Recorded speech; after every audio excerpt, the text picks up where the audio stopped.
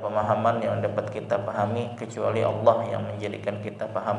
Ya Allah, bukakanlah bagi kami semua pada pagi ini dan pada seluruh waktu kami untuk dapat mengetahui ilmu-ilmu agamamu dan memahami pemahaman yang bermanfaat bagi kami, kemanfaatan dunia dan kemanfaatan di akhirat. Allahumma ftah alaina futuhal arifin ya Allah. Pada pagi hari ini insyaallah kita melanjutkan kajian kita At-Tibyan fi Adabi Hamalatil Quran karangan Al-Imam An-Nawawi rahimahullah. Insyaallah pagi ini kita akan membicarakan lanjutan kajian kita dari bab ke-6 dari kitab At-Tibyan ini, yaitu bab 6 pasal yang keempat, membicarakan tentang tempat-tempat untuk mengaji. Yang dibicarakan pada pasal yang keempat dari bab ke-6 ini adalah tempat-tempat mengaji. Kemudian pasal yang kelimanya terkait dengan istiqbalul qiblah wa kaifiyatul julus li qiraatil Quran. Apa hukumnya menghadap ke kiblat ketika mengaji dan kaifiyat atau tata cara duduk ketika mengaji, kayak apa duduk yang paling baik, bolehkah kalau menyelonjorkan kaki, apa hukumnya ketika mengaji duduknya kayak ini, duduknya kita kesamutan lalu mengaji kaki dihunjurakan, apa hukumnya, kada bolehkah, apakah lebih baik ampih mengaji kah atau tetap mengaji menyelonjorkan kaki. Nah, itu insyaallah yang kita akan bicarakan pada pagi ini, bab yang ke-6 pasal yang ke-4 dan ke-5. Sebelum kita mengkaji kajian At-Tibyan ini, marilah terlebih dahulu kita memperbaharui niat kita bahwa apa yang kita lakukan ini semuanya hanyalah karena Allah Subhanahu wa taala, hanya menginginkan keridhaan dari Allah Subhanahu wa taala. Tidak ada maksud, tidak ada tujuan, tidak ada yang kita minta selain itu tadi.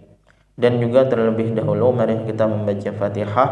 Yang Fatihah ini kita hadiahkan kepada Nabi kita Nabi Muhammad sallallahu alaihi wasallam, sahabat, kerabat, pengikut beliau, seluruh umat ini hingga akhir zaman, khususnya ulama-ulama kita yang kitab-kitab beliau kita pakai dalam kajian-kajian kita, masyayikh kita, perguruan-perguruan kita, keluarga kita, ayah ibu kita, kain ini datu yang udah mendahului kita.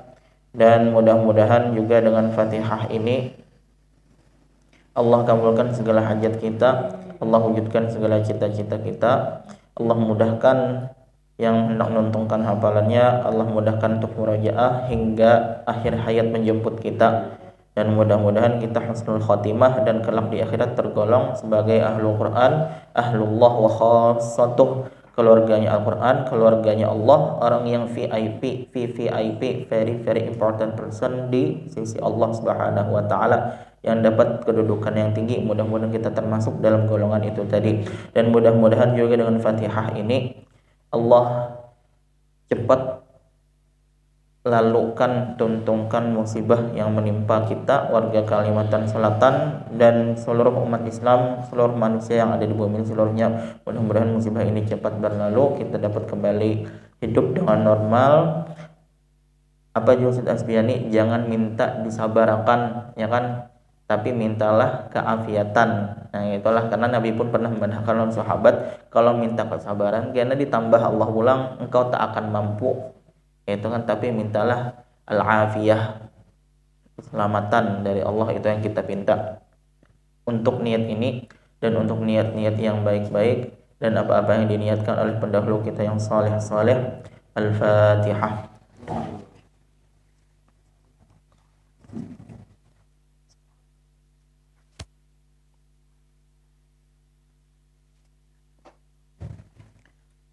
Sebelum ke At-Tibyan ini sedikit, Allah kan ada berfirman ayatnya, wa ma kana Allahu liyu'adzibahum wa anta fihim wa ma kana Allahu mu'adzibahum wa hum yastaghfirun. Nah, mungkin di antara kita sebagai yang kada punya kekuatan apa-apa di jabatan pemerintah segala macam, yang dapat kita lakukan mungkin perbanyaklah istighfar, minta ampun kepada Allah.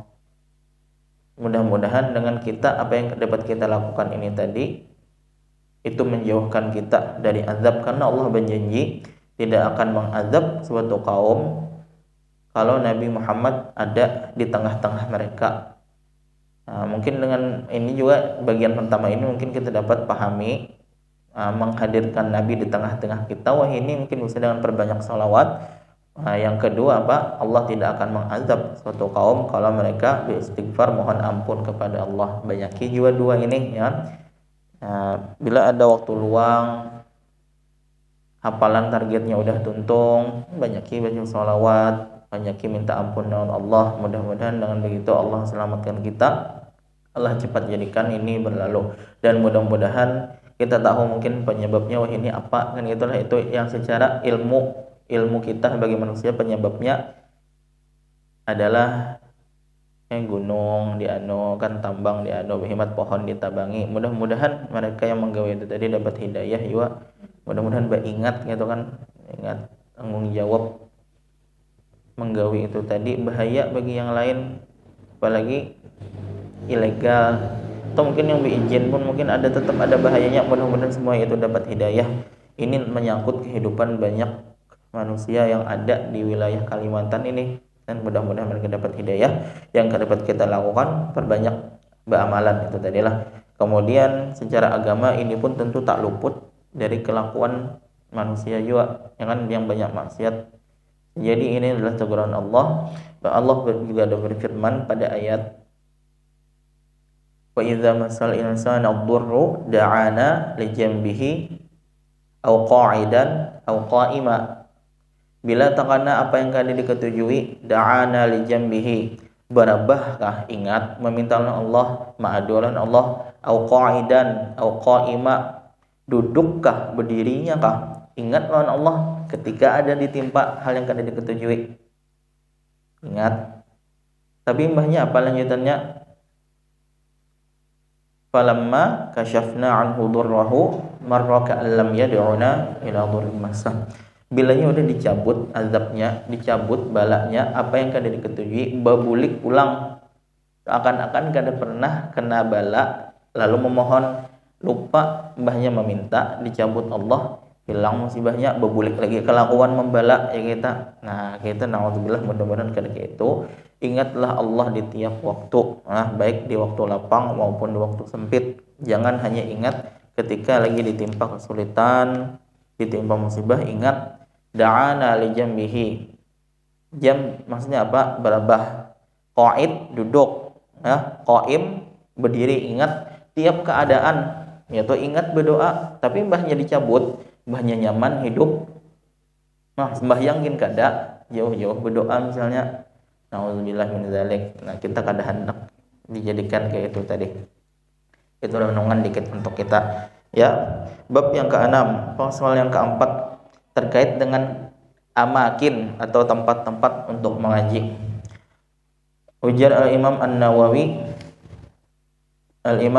Abu Zakaria Yahya bin Syaraf An-Nawawi Asy-Syafi'i rahimahullah, mudah-mudahan Allah merahmati beliau. Wa yustahabbu an takuna al-qira'atu fi mawdi'in nadhifin mukhtar, wa lihadza istahabba jama'atun minal ulama al-qira'ata fil masjid likaunihi jami'an lin-nadhafah wa syarafil buq'ah wa muhassilan li fadilatin ukhra wa hiya al-i'tikaf. Fa innahu yanbaghi likulli jalisin fil masjidi ay yanwi al-i'tikaf sawa'un kathura fi julusihi aw qalla, bal yanbaghi awwala dukhulihi al-masjida ay yanwi al-i'tikafa. Wa hadzal adabu yanbaghi ay yu'tana bihi wa yusha'a dzikruhu wa ya'rifahu as-sighar wal 'awam fa innahu mimma yughfalu anhu. Dan disunnahkan untuk mengaji itu di tempat yang bersih dan terpilih. Jangan di asal tempat, jangan di sembarang tempat mengaji itu tadi. Kalau di aula kita riget bang, berarti kayak apa? Kada mengajian lah. Nah, salah berarti ya kan. Berarti apa? Yang rigetnya itu yang dibersihkan. Kita udah sepakat untuk mengajinya subuh dan malam di aula.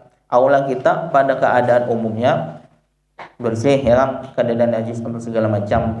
Suatu ketika ada hal yang kadang kita inginkan, apa yang dilakukan? Ya dibuangi, ya kan, kita sucikan lagi supaya tempat ini menjadi tempat yang suci, yang bersih dan layak untuk dipakai mengaji. Oleh karena itu, golongan dari kalangan ulama ketujuh mengutamakan mengaji itu paling banyak, paling baik adalah di masjid. Kenapa jadi masjid? Karena masjid itu jami'an lin nadzafah wa syarafil buq'ah, menyatukan berbagai macam keutamaan, di antaranya nadzafah, kebersihannya terjamin, ya kan, dibandingkan tempat lain. Adalah masjid yang pernah dilihatkan, terutama di Banjarnya kita lihat, pernahlah dilihatkan kalau ada rigat, dilihatkan hampir kededang kita lihat di Banjarmasin, ya kan. Wallahu alam kalau di kampung-kampung pedalaman mudah-mudahan kadeda juga masjid yang terabaikan. Tapi kita lihat di kota kita aja dulu, alhamdulillah kita lihat tiap masjid itu ada aja kaumnya, ya kan. Ada aja tukang nyapu, tukang sapunya, ada aja tukang yang membersihkannya segala macam. Dengan begitu nadzafahnya ini tadi terjaga. Kemudian syaraful buq'ah, tempat kemuliaan, tempat apa yang lebih mulia dibandingkan rumahnya Allah, ya. Kemudian juga menghasilkan atau memunculkan keutamaan lainnya, yaitu apa? I'tikaf. I'tikaf, dan ini kadangkala kita dapati kecuali di masjid. I'tikaf ini tadi adalah nawaitul i'tikaf fil aula. Langsung aja i'tikaf di aula. Kalau langgar Bang ya Pak. Nah, itu pernah juga udah dibicarakan, tapi karena kepanjangan kita kembali ke kitab aja dulu. Jadi di sini Imam Nawawi memadahkan yang paling diutamakan beliau yaitu mengaji di masjid, ya kan. Apalagi kalau lakian misalnya sembahyang 5 waktu kan lebih baik. Alangkah baiknya berjamaah di awal waktu di masjid. Nah, mengaji lagi, maka itu mengaji, kalian mengaji di tempat yang paling baik, sebaik-baiknya tempat, nadzafahnya, kebersihannya terjaga. Nah, kebersihannya terjaga. Mun ada yang merigati tidak dimamai, ya kan, dimamai oleh yang lain. Mun berigat di aula atau berigat di asrama ini mungkin kan ada yang memamai. Amun di masjid kan ada yang memamai nyata dah kekanakan abut yang memamai. Oh ini padahal sebenarnya kan kalau itu malah mau kekanakan takutan ke masjid. Masa kita lebih tenang kekanakan kita menjauh dari masjid, kisahnya nih khusyuk ya kita sembahyang. Padahal kita kada tahu apa yang digawi kekanakan itu di tempat lain. Kadakah mestinya hati kita lebih tenang melihat kekanakan kita abut, tapi di masjid aja. Kadang mungkinnya melempok di masjid, ya kan? Amun kita nih khusyuk di masjid loh, tapi kekanakan kita suruh menjauh, kita kada tahunya di jalan melempok.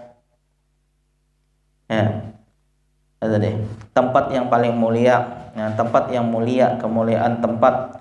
Walaupun kita kadang mengabaikan, kadang menafikan, tempat lain pun boleh jadi juga mulia. Nah, aula kita ini kita pakai juga untuk mengaji, ya kan. Mungkin kita jadikan mushola di tempat ini, kita sholat di tempat ini. Nah, mulia juga, ya kan. Kada ada salahnya mengaji di tempat ini. Cuma kalau ada peluang mengaji di masjid, nah pakai kesempatan itu tadi. Karena kalaupun aula kita ini dapat mengumpulkan dua keutamaan tadi, nadzafah dan syaraful buq'ah, tapi kada tetap yang ketiganya yaitu apa? I'tikaf. Maka sesungguhnya sudah selayaknya, seyogyanya bagi siapapun yang duduk di dalam masjid untuk meniatkan i'tikaf. Nah, kada perlu didebatkan nawaitul i'tikaf, ya nawaitu an a'takifa bakalahi, ya kan, kada. Ya, intinya kita berniat i'tikaf. Baik duduknya lama, banyak ataupun dikit. Nah, lawas atau setumatkah duduknya, kada ada salahnya niatkan i'tikaf. Kita tetap dapat pahala i'tikaf itu tadi. Bahkan bal sini bahkan, nah bukan bal tetapi terjemahnya. Nah, bahkan sudah selayaknya sejak awal dia masuk melangkahkan kaki ke dalam masjid itu udah hendaknya dia meniatkan i'tikaf. Jangan menunda-nunda lagi untuk meniatkan i'tikaf. Anggap aja misalnya kalian kerja di suatu tempat, lalu hendak sembahyang duha, niat iktikafnya kada ingatnya bah tuntung sembahyang duha berdoa aja lagi hendak begawi pulang misalnya gitulah, maka berapa menit iktikaf, berapa menit kita ada di dalam masjid yang kada terhitung iktikaf, karena innamal a'malu binniyat. Nah, berapa menit terbuang waktu yang kada terhitung dapat pahala iktikafnya. Kalau andai mulai awal masuk itu udah berniat iktikaf, tentu hitungan menitnya lebih lama dan itu lebih banyak pahala iktikafnya. Dan Imam Nawawi pun menekankan awwala dukhulihi, mulai awal ia berbuat ke dalam masjid. Dan ini adalah suatu adab yang udah selayaknya untuk diperhatikan dan disebarkan pengetahuan tentang adab ini tadi, dan udah selayaknya juga adab ini tadi diketahui oleh kekanakan ataupun yang awam. Nah, ini bukan adab yang ngalih untuk diketahui. Nah, tapi kadang-kadang ini juga yughfalu anhu, ya Imam Nawawi, dilalaikan, ya, dilalaikan kadang. Padahal selayaknya semuanya kita tahu, jangankan kita, ya kan, kekanakan pun hendaknya udah mengetahui hal ini tadi.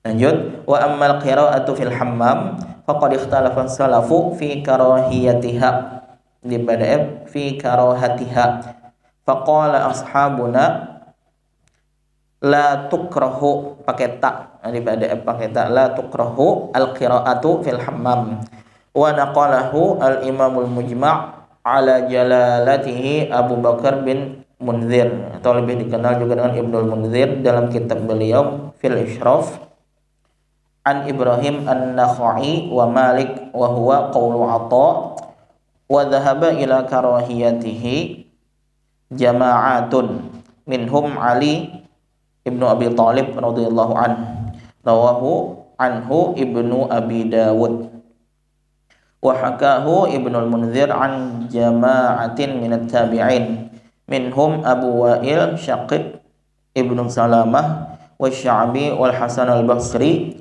wa Makhul wa Qabisah ibnu Dhu'aib, wa rawainahu aydan an Ibrahim an-Nakhai, wa hakahu ashabuna an Abi Hanifah radhiyallahu anhum ajma'in. Apa itu hammam?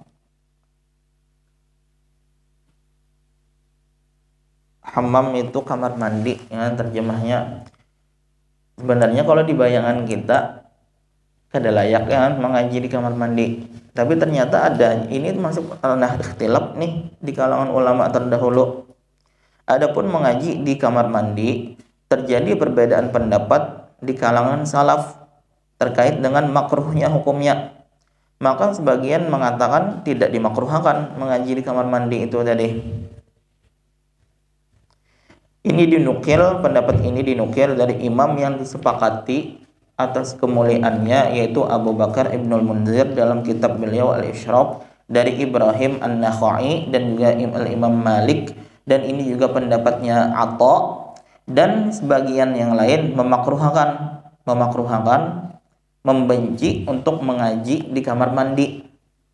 Di antaranya adalah Al-Imam Ali bin Abi Thalib radhiyallahu anhu. Ini diriwayatkan oleh Ibnu Abi Dawud, dan ini juga diceritakan oleh Ibnu Munzir dari segolongan kalangan tabi'in. Minhum Abu Wa'il, di antaranya adalah Abu Wa'il Syaqiq bin Salamah dan Asy-Sya'bi Al-Hasan al-Basri, Makhul, Qabisah bin Dhu'aib. Dan kami juga meriwayatkannya dari Ibrahim an-Nakhai, dan diceritakan oleh sebagian kalangan ulama mazhab kami dari Abu Hanifah radhiyallahu anhum ajma'in. Nah, al-khuruj minal khilaf aula, kada umpatan di masalah yang terjadi ikhtilaf di dalamnya itu lebih diutamakan. Ulama ada yang memakruhkan, ada yang kada. Lebih selamat apa? Jangan mengaji di kamar mandi, ya kan? Ada aja aula, ya kan, mengaji di kamar mandi lah, apalagi mun kamar mandinya bergabung lawan toilet. Nah, itulah ini kan. Allahu a'lam. Kemudian lanjut, qala Sya'bi tukrahu qira'atul Qur'an fi thalathati mawadhi'a fil hammamat wal hushush wa buyutir raha wa hiya tadur, wa an Abi Maisarata qala la yudhkarullahu illa fi makanin tayyib wallahu a'lam. Asy-Sya'bi mengatakan dimakruhkan untuk mengaji pada 3 tempat. dimakruhkan untuk mengaji pada 3 tempat, yaitu apa? Di kamar mandi, khusus toilet. Nah, ini kededa perbedaan pendapat diceritakan di sini. Toilet.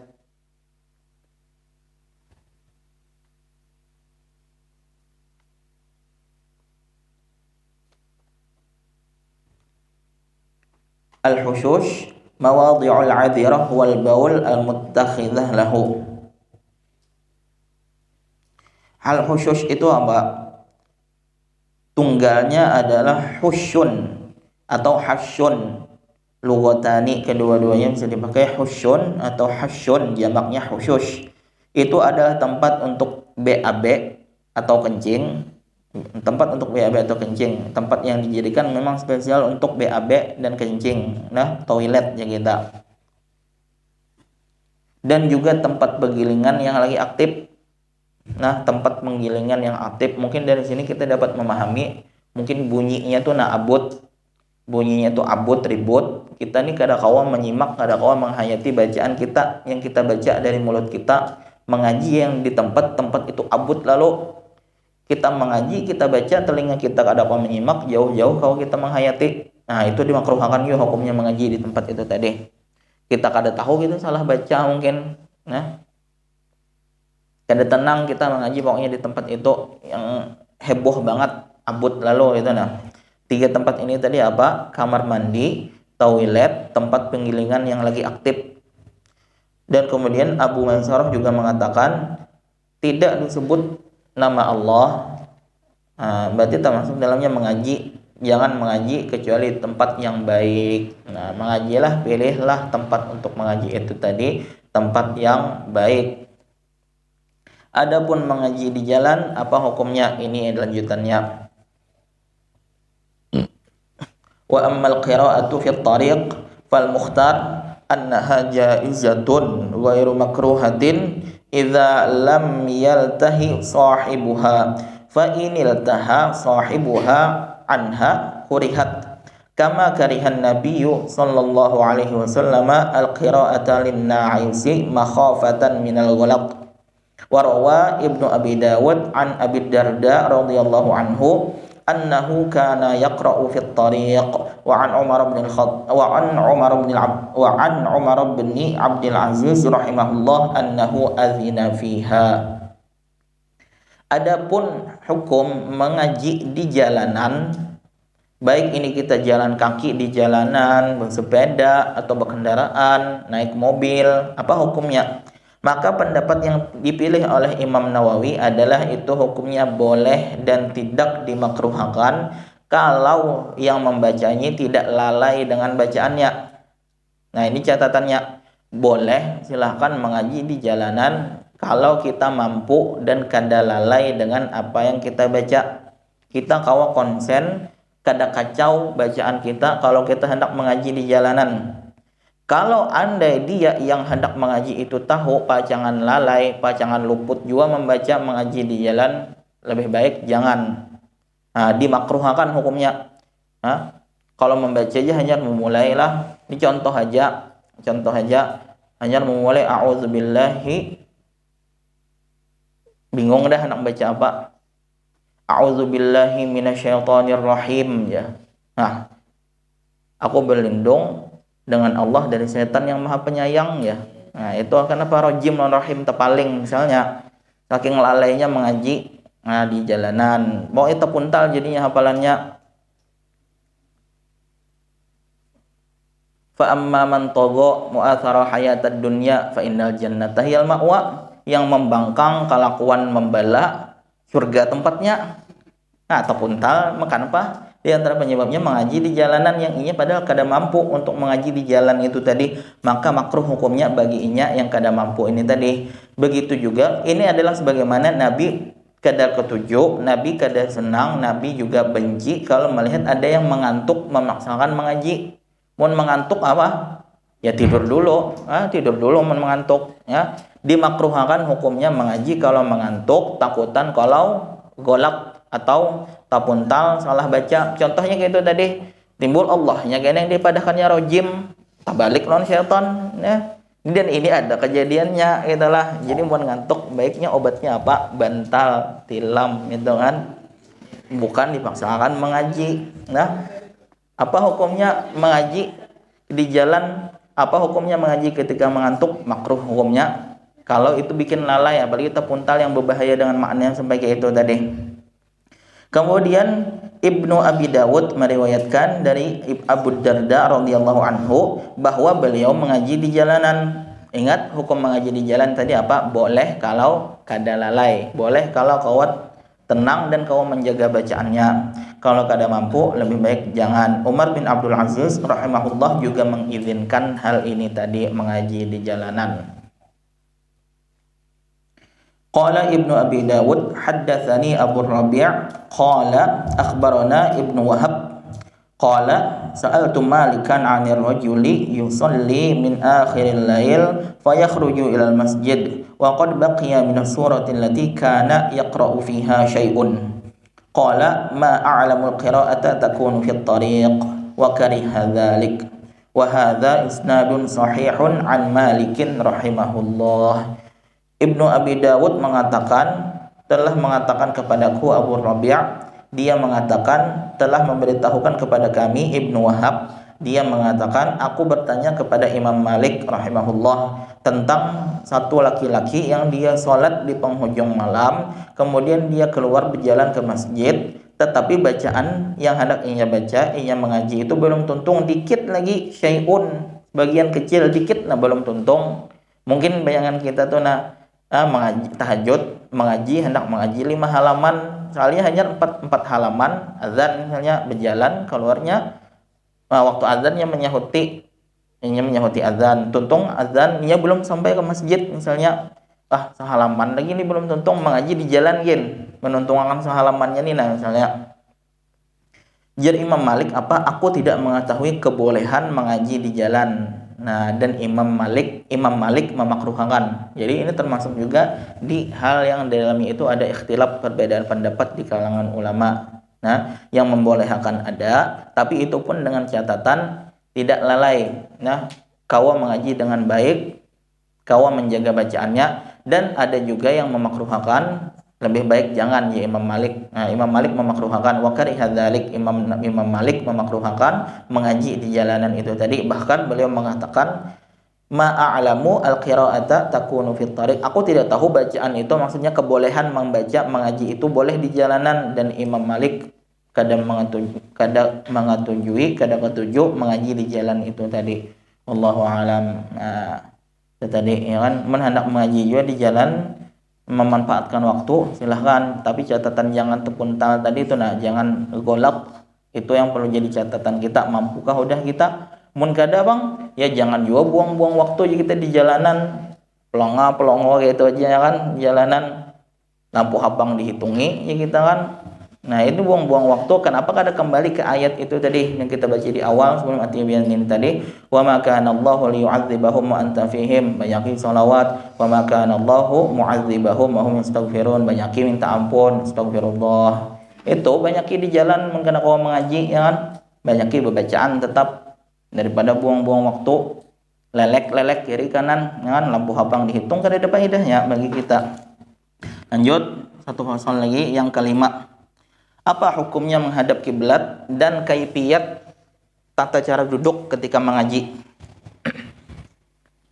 Yustahabbu lil qari'i fi ghairi shalah ay yastaqbila qiblah. Faqad jaa'a fil hadits khairul majalisi mastuqbila bihil qiblah wa yajlisu mutakhashshi'an bi sakinatin wa waqar mutriqan ra'sahu wa yakunu julusuhu wahdahu fi tahsini adabihi wa khudu'ihi ka julusihi baina yaday muallimihi fa hadha huwal akmal walau qara'a qa'iman aw muttaji'an aw fi firashihi aw ala ghairi dhalika min al ahwal jaza wa lahu ajr walakin dunal awwali. Disunnahkan bagi siapapun yang mengaji yang tidak di dalam sholat, sunnah hukumnya untuk menghadap ke kiblat. Berarti mun dalam sembahyang bang kada sunnah lah menghadap kiblat ya. Nyata wajib ya kan. Sunnah hukumnya jika mengaji tidak di dalam sholat untuk menghadap kiblat. Telah kita ketahui hadisnya ini tadi, sebaik-baiknya majelis itu adalah apa yang menghadap ke kiblat. Sebaik-baik majelis itu adalah apa yang menghadap ke kiblat. Tapi kalau pengajian, tentunya kepada pengajarnya menghadapnya, ya kan? Pengajian misalnya kan, lalu ada penceramahnya di tengah, ini kan berataan menghadap ke kiblat, ternyata itu membelakangi penceramahnya, panggungnya kita membelakangi lah, gitu lah. Kiblatnya anggap aja tempatnya kayak ini lah. Ini ada acara maulidan, mau undang penceramah, ingat doang hadis ini tadi, ya penceramahnya duduk, bukan kita menghadap ke kiblat lah, itulah membelakangi sidin lah. Nah, kadang juga pahamilah dengan bujur aja, jangan aneh-aneh, ya. Kalau misalnya kita bebacaan lawan kekawanan, kayak tadi misalnya membaca Rotibul Haddad atau membaca wirid yang lainnya, Hizb Imam Nawawi kita baca, apalagi Ad-Daurul A'la Ibnu Arabi kita baca misalnya. Nah, kada wajib, cuma alangkah baiknya kalau menghadap kiblat. Nah, lebih baik kalau menghadap kiblat, sunnah aja hukumnya, kan? Dan hendaklah dia duduk dalam keadaan khusyuk, dengan tenang, dengan kewibawaan, kada istilahnya kada gagah ya kita goyang-goyang kada berfaedah. Nah, sebenarnya mengaji yang kayak ini perlu dihilangkan. Kita mengaji dengan tenang, berdiam, itu lebih berwibawa dibandingkan kita goyang-goyang, yaitu tadi lebih berwibawa mengaji dengan tenang, menundukkan kepalanya. Dan hendaklah kalaupun duduk sorangan sorangan, itu kayak kita duduk di hadapan syekhnya kita, kada bedanya. Dan itu adalah keadaan yang paling baik, paling lengkap. Jangan dibayangkan kalau mengaji waktu kita membacakan hafalan di hadapan guru kita, itu kita beradab, tapi mau mengaji, mau ulang hafalan sorangan, kada ada yang melihat kita, kalau kehendak hati kita. Allah melihat kita kapanpun dan dimanapun. Kada hendak kita beradab dengan baik di hadapan Allah. Tapi bukan berarti kada boleh kita mengubah keadaan kita tadi itu hanya duduk aja gitulah. Tapi kadang-kadang kita ini namanya ngantuk, tapi ngantuknya ini kada terlalu ngantuk banget.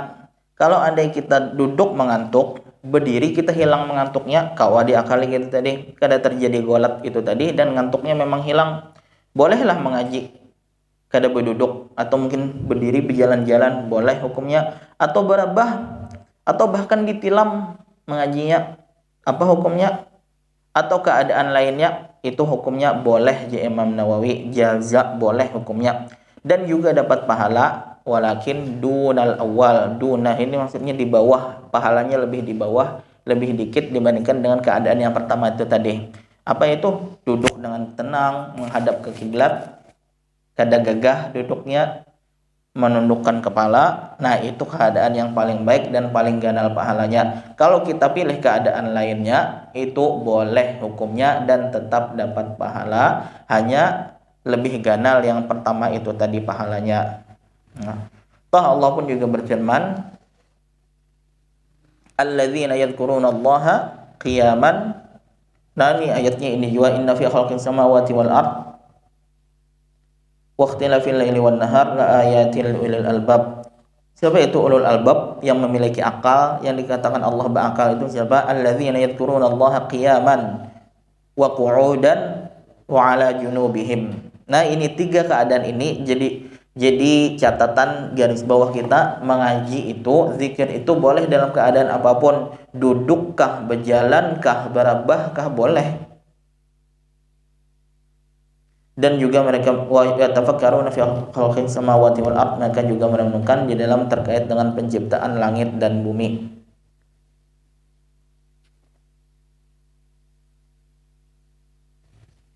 Wa thabata fi sahih an Aisyah radhiyallahu anha qalat kana Rasulullah sallallahu alaihi wasallam yattaki'u fi hijri atau fi hajri, boleh dua harakat, wa ana haidun, wa yaqra'u di PDF pakai fa yaqra'u Al-Quran, rawahul Bukhari wa Muslim. Wa fi riwayatin yaqra'ul Quran wa ra'suhu fi hijri atau fi hajri. Dari Ummul Mukminin Sayyidatuna Aisyah radhiyallahu anha, beliau mengatakan bahwa Nabi Muhammad sallallahu alaihi wasallam itu pernah bersender kepada beliau di pangkuan Sayyidatuna Aisyah. Sedangkan aku, Sayyidatuna Aisyah pada waktu itu lagi haid. Dan Nabi pun mengaji. Padahal artinya dalam keadaan ini badan Nabi nempel dengan Sayyidatuna Aisyah.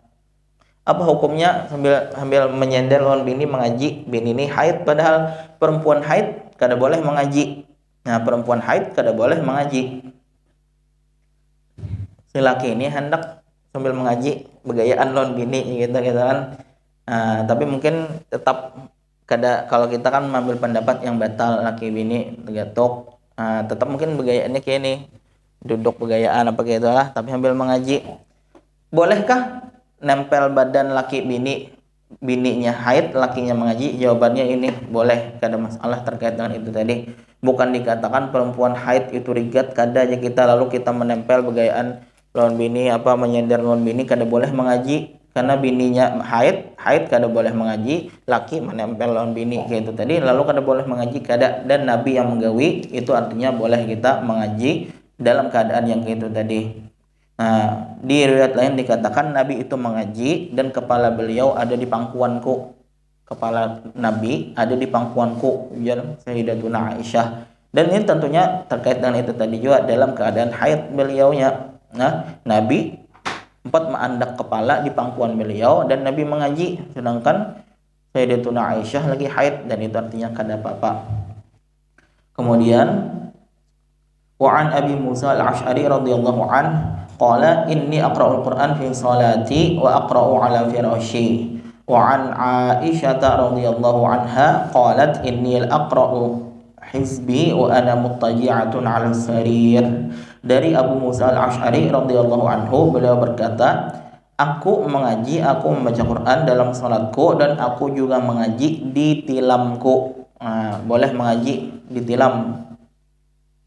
Dari Ummul Mukminin Aisyah radhiyallahu anha, beliau mengatakan, aku membaca hizibku dan aku berabah di tilam.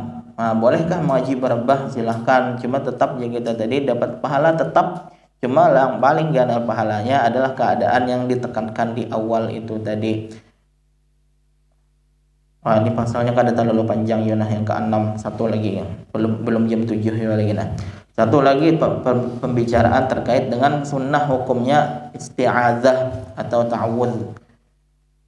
Fa in arada syuru'a fil qira'ati ista'adza faqala a'udzu billahi minasyaitonir rajim. Hakadha qala al-jumhur minal ulama. Wa qala ba'du salaf yata'awwadzu ba'dal qira'ah liqaulihi ta'ala fa idza qara'ta al-Qur'an fasta'idz billahi minasyaitonir rajim. An-Nahl ayat 98. Wa taqdirul ayah 'indal jumhur idza aradta al-qira'ah fasta'idz.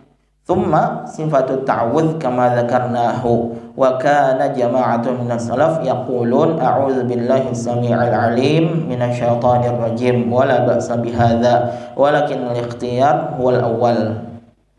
Jika kita ini hendak memulai untuk mengaji, hendaklah kita membaca ta'awudz atau isti'adzah, mengucapkan a'udzu billahi minasyaitonir rajim. A'udzubillahi minasyaitonir rajim. Ini adalah pendapat jumhur ulama. Kebanyakan ulama berpendapat jika hendak mulai mengaji baca ta'awudz. Tetapi ada pendapat sebagian ulama terdahulu, ta'awudz itu mbah tuntung mengajinya. Ayat apa kita hendak terakhir membaca? Maka ketika itulah membaca ta'awudznya.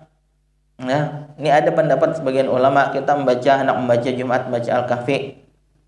Sampai ke ayat paling ujung, paling akhir, apa ayatnya? Annama ilahukum ilahu wahid, faman kana yarju liqa'a rabbih falyamal 'amalan shalihan wa la yusyrik bi 'ibadati rabbih ahada. A'udzubillahi minasyaitonir rajim. Ada sebagian pendapat kayak itu karena ayatnya apa? Pakai fi'il madhi. fa idza qara'ta. Nah, fi'il madhi artinya ia memahami sebagian ulama tadi, jika engkau telah tuntung, fi'il madhi ya, telah tuntung mengaji, maka mintalah perlindungan dari Allah dari syaitan yang terkutuk. Berarti mbah ayat terakhirnya mbah tuntung mengaji. Terbayang dua pendapat ini tadi. Jumhur ulama berpendapat jika hendak mulai mengaji, dan ini yang kita pakai. Tapi kita perlu tahu juga, melengkapi pengetahuan kita, ada pendapat ulama lain ternyata ta'awudz itu mbah tuntung dengan dalil ayat ini tadi. Nah, adapun pemahaman jumhur ulama terkait dengan ayat ini tadi yang pakai fi'il madhi, itu pemahaman jumhur ulama adalah jika engkau ingin memulai mengaji. Nah, bukan berarti fi'il madhi ini selalu dipahami mbah tuntungnya qomat, qad qamatis shalah. Sembahyangnya tuntung kah hendak dimulai kah?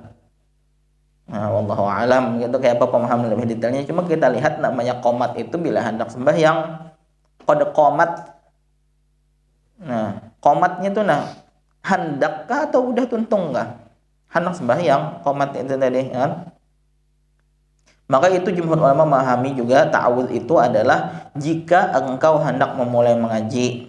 Adapun lafal ta'awudz itu tadi adalah dengan yang kami sebutkan di awal, apa itu tadi? A'udzubillahi minasyaitonirrajim. Tetapi ada sebagian jamaah lain, segolongan ulama salaf mengatakan ucapan ta'awudznya itu a'udzubillahi samii'il alim minasyaitonirrajim, bertambah dikit as-samii'al alim. Dan ini kada pampan juga ya Imam Nawawi, tetapi yang lebih dikuatkan Imam Nawawi adalah yang pertama tadi. Dan waktu kajian Hilyatul Tilawah kita udah membicarakan ini juga, bahkan kita bicarakan lebih banyak lafal-lafal ta'awudz yang lainnya. A'udzubillahil qawi minasyaitonil qawi, a'udzubillahil qadir minasyaitonil qadir, dan lain sebagainya. Banyak kita bicarakan, tapi yang ditekankan, dikukuhkan Imam Nawawi tetap yang pertama itu tadi, a'udzubillahi minasyaitonirrajim. Tsumma inna ta'awudza mustahabbun wa laysa biwajibin, wa huwa mustahabbun likulli qari'in sawa'un kana fi shalah aw fi ghairiha, wa yustahabbu fi shalah fi kulli rak'atin 'ala sahihi minal wajhaini 'inda ashabina, wa 'ala al-wajhi tsani innama yustahabbu fi rak'atil ula, fa in tarakahu fil ula ata bihi fil tsaniyah, wa yustahabbu ta'awudz fit takbiratil ula min salatil janazah atau jinazah, boleh dua, pilih bacaannya harokatnya, ala asahhil wajhain. Dan hukum ta'awudz ini adalah sunnah aja, kada wajib. Nah, tapi mun namanya sunnah ini alangkah baiknya kita gawi. Alangkah baiknya kita gawi. Nah, dan di Hilyatul Tilawah ada catatan kalau istiqomah meninggalkan sunnah, berarti ini tercatat golongan penjauh sunnah, pembenci sunnah. Mun sunnah ini kadang-kadang digawi, kadang-kadang kada, itu kita tetap dapat pahala. Tapi kalau istiqomah menggawi, alhamdulillah itu nikmat yang luar biasa. Tapi mun istiqomah meninggalkan ini bahaya, ya. Istiqomah meninggalkan, pokoknya selalu tiap mengaji kada membaca ta'awudz, jangan. Dan ini juga disunnahkan bagi tiap-tiap yang mengaji, baik itu di dalam sholat ataupun kada, sunnah hukumnya untuk membaca ta'awudz atau isti'adzah ini tadi. Dan sunnah hukumnya membacanya itu tadi, ta'awudz itu tadi di dalam sholat pada tiap-tiap rakaat menurut pendapat yang dikukuhkan Imam Nawawi. Sholat apa kita berapa rakaat? Subuh dua rakaat, maka tiap rakaatnya itu sebelum membaca Fatihah itu disunnahkan untuk membaca ta'awudz ini tadi. Sembahyang apa kita? Sembahyang Isya 4 rakaat, maka tiap 4 rakaatnya itu tadi sebelum membaca Fatihah itu disunnahkan untuk membaca ta'awudz ini tadi. Tapi kada wajib, tapi sunnah hukumnya. Alangkah baiknya kalau kita gawi menurut pendapat yang dikukuhkan Imam Nawawi. Pendapat yang kedua, sunnahnya hanya di rakaat pertama aja. Sunnah membaca ta'awudz hanya di rakaat yang pertama aja. Kalau ternyata rakaat pertama kada ingat, tertinggal membaca ta'awudz, maka gawilah di rakaat yang kedua. Kalau udah membaca ta'awudz di rakaat pertama, 2-nya, 3-nya, rakaat keempatnya kada perlu lagi membaca ta'awudz menurut pendapat kedua. Tapi yang dikukuhkan Imam Nawawi yang pertama tadi apa? tiap-tiap rakaatnya bacalah ta'awudz sebelum mulai membaca Al-Fatihah. Ini yang dikukuhkan Imam Nawawi, dan alangkah baiknya juga karena kita ngaji At-Tibyan ini tadi, ikutlah dengan Imam Nawawi, ikut pendapat yang mensunnahkan membaca ta'awudz tiap-tiap rakaat dalam sholat itu tadi sebelum mulai membaca Al-Fatihah. Dan ta'awudz ini juga disunnahkan pada takbir yang pertama dari sholat jenazah. Sholat jenazah berapa kali takbirnya? Nah, itulah, jangan misalnya ada pertanyaan sholat jenazah berapa rakaat? Nah, 4 ya, 4 rakaat jenazah. Takbir berapa kali? 4. Yang pertama membaca apa? Fatihah. Sunnah juga hukumnya pada takbir pertama sholat jenazah itu tadi sebelum Fatihah untuk membaca ta'awudz. Sunnah hukumnya menurut pendapat yang dikukuhkan di antara dua pendapat. Wallahu a'lam. Insyaallah pertemuan akan datang, jika ada takdirnya untuk bertemu lagi, kita akan membicarakan hukum terkait dengan membaca basmalah. Nah, ini ta'awudz, pertemuan akan datang insyaallah terkait dengan basmalah. Nah, silakan diingat-ingat lagi apa-apa yang kita omongkan pada pagi ini terkait kajian ini. Jangan lupa untuk sebagai batas kajian di kitab, kami dulu diajarkan batas kitab itu pakai sholawat. Nah, maka kami ajak juga, ayo kita sama-sama yang punya kitab tulis sholawat di batas kajian itu tadi sambil mengingat-ingat adakah yang mau ditanyakan. Kalau ada yang mau ditanyakan, kalau kawat dijawab, kalau kada kawat ditampung, bila kada ada ya udah kita tutup dengan doa. Silakan catat.